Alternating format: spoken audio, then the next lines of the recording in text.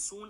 आखाती युद्धाची झळ किचनपर्यंत पोहोचली आहे। व्यावसायिक सिलेंडर पुरवठा बंद झालाय, तर अनेक ठिकाणी घरगुती गॅस सिलेंडर मिळवताना अनेक अडचणींचा सामना ग्राहकांना करावा लागतोय आणि त्यामुळे आता घरात असलेला गॅस जपून वापरण्याचं आव्हान आहे। अशावेळी कमीत कमी गॅसचा वापर करून काही खाण्याचे पदार्थ तयार करता येतील। या संदर्भात तज्ञांनी काय सल्ला दिलाय आपण ते पाहूया।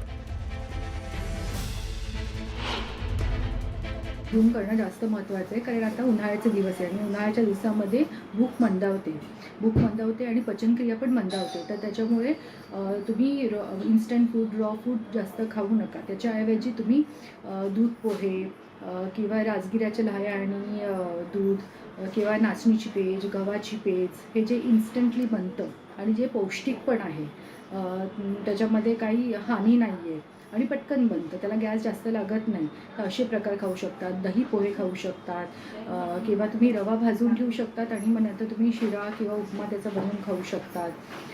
तुम्ही उकडलेले जे स्वीट पटॅटो म्हणजे रताळे, ते पण खाऊ शकतात। ते कुकरला लावून पटकन शिजून त्याची खीर पण बनवू शकतात किंवा त्याचं तुम्ही मीठ टाकून, चाट मसाला टाकून ते पण खाऊ शकतात, जे चांगलं आहे, न्यूट्रिशियस आहे आणि त्याच्याने लवकर भूक पण लागत